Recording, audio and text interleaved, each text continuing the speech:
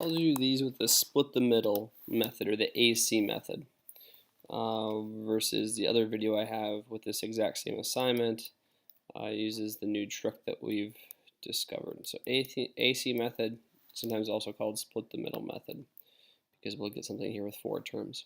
So when you make your diamond, you're looking for numbers that multiply whatever your A value is times your C value. So 6 times 2 is 12. Ways to multiply to 12 that add to negative 13. Because this is a positive 12, either both numbers need to be positive or both negative. And a negative 1 and a negative 12 do it. So now, folks, I'm going to rewrite this trinomial.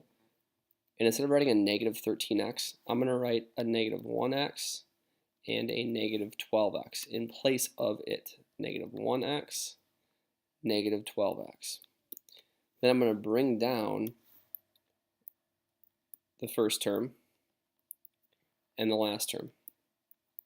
So notice these two lines are exactly equivalent. It's just, for some reason, instead of writing negative 13x, we write an equivalent negative 1x minus 12x.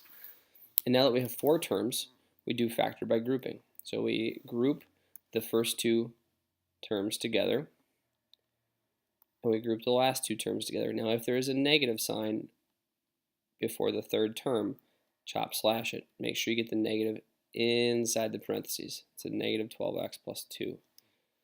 So now you try to factor whatever you can. You pull out the greatest common factor out of just these 2 terms. And it's just an x. So I'm left with 6x minus 1. When you factor out, make sure that if you were to multiply this back in, you get what you started with. And that's the case. Now here, I want my next parentheses after I factor out the greatest common factor from these 2. I want what's left in these 2 parentheses to be exactly the same. So I want a 6x minus 1 over here. So if I factor out a 2, you might think that's your greatest common factor, but I want this first term to be positive, and it's actually negative, and I want the second term to be negative to match the negative 1, and it's positive. Then you need to factor out a negative number, folks. If you factor out a negative, it will make everything inside the opposite of what it was originally. So negative 2 times 6x is negative 12x. Negative 2 times negative 1 is positive 2. So now that you have this, now that you have these matching binomials, folks, you're going to factor those matching binomials out of these 2 terms. So 6x minus 1 times, and then you put these GCFs that you had out here together, x minus 2. And if you were to FOIL this back together, folks, you would get the original trinomial. Let's try it again. Multiplication x, multiply your a with your c, you get 45. So we're looking for ways to multiply to 45 and add to negative 14. That's negative 9 and negative 5.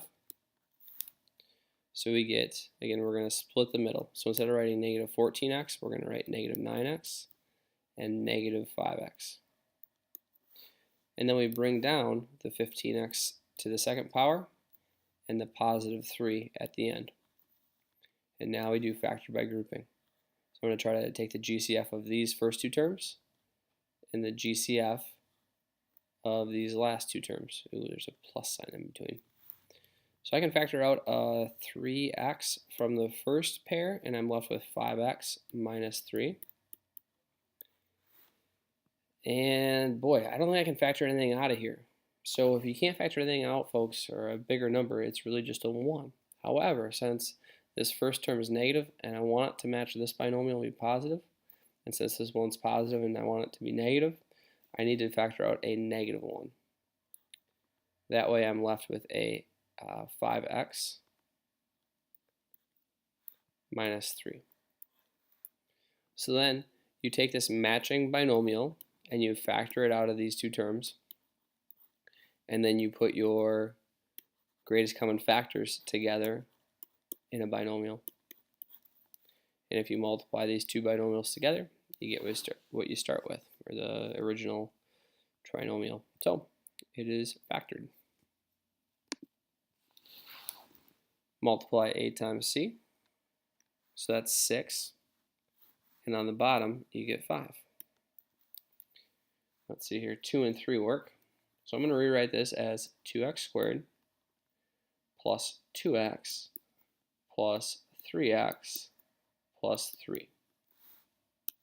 Again, I put x's with those two values that I got in my diamond, and I replace the 5x with the 2x and the 3x. Then I factor out whatever I can from these first two terms, which is going to be 2x, and I'm left with x plus 1.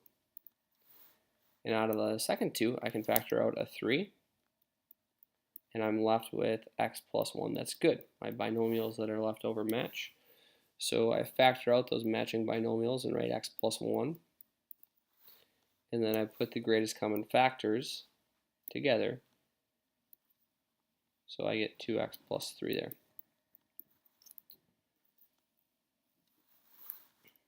Number 4. Multiply your a and c term together. Make sure you realize it's a -2. So 3 times -2 is -6. The coefficient of your middle term there is -1. So -3 and +2 work. Split the middle. We're going to write these with x's, -3x and 2x. So we get -3x plus 2x. By the way, folks, if you wrote that in the opposite order, it would still work. Your process would be, the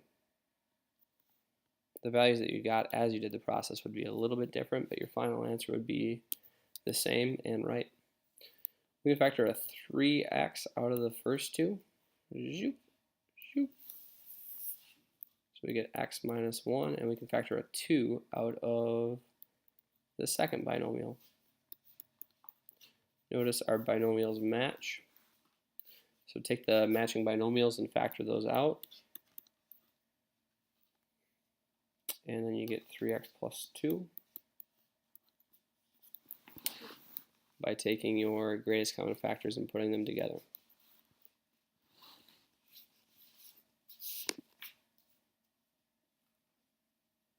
Next one, multiply your a and c together. 4 times 1 is 4. And then bring your b term down. Numbers that multiply to 4 and add to 4 are 2 and 2. Split the middle.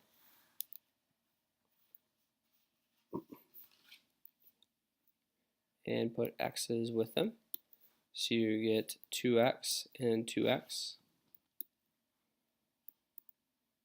So we have 4x squared plus 2x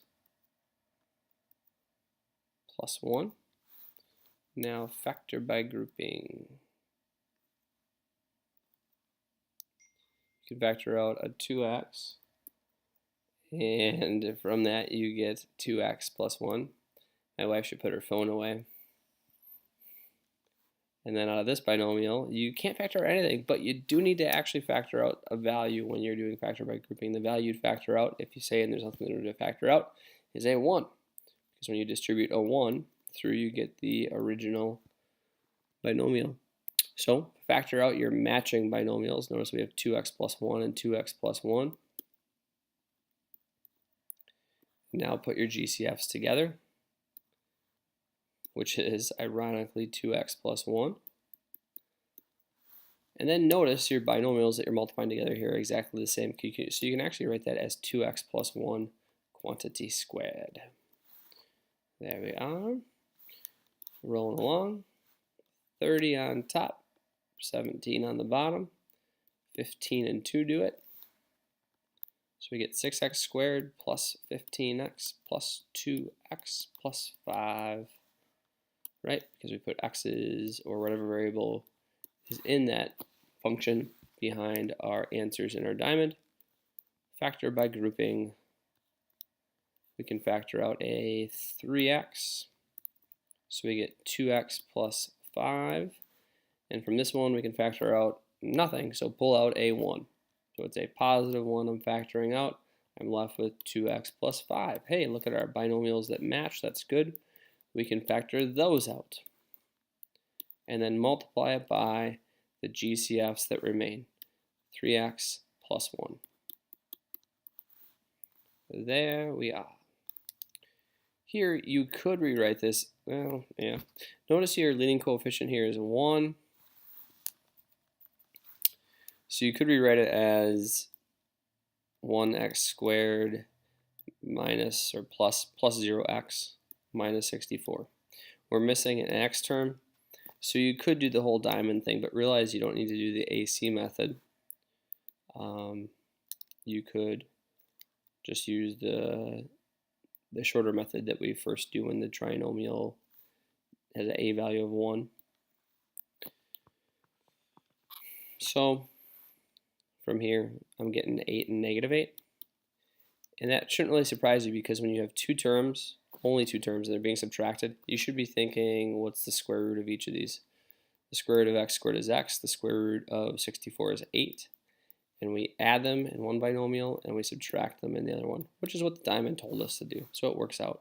Same thing here, you have two terms, they're being square rooted. They are perfect squares, and they are being subtracted. So we're thinking difference of squares here. So square root of 9x squared is 3x. Square root of 4 is 2. In one of the parentheses you add them, in one you subtract them.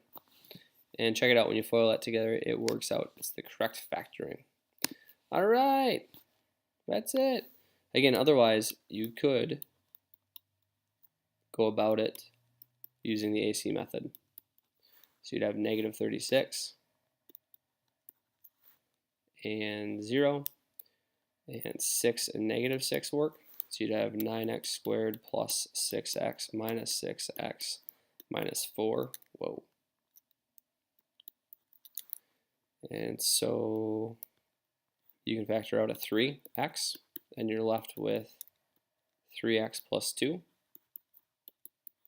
And then here you can factor out a negative 2. When you divide by negative 2, you're left with positive 3x and positive 2. Again, if I were to distribute this negative 2 into the parentheses, I get negative 6x minus 4. So now take your matching binomials and factor them out of the two terms. So that's 3x plus 2. Rewrite your GCFs. That's 3x minus 2. Hey, we get the same answer. Two different ways of doing it. Don't care which way you use, as long as you're comfortable with what you're doing.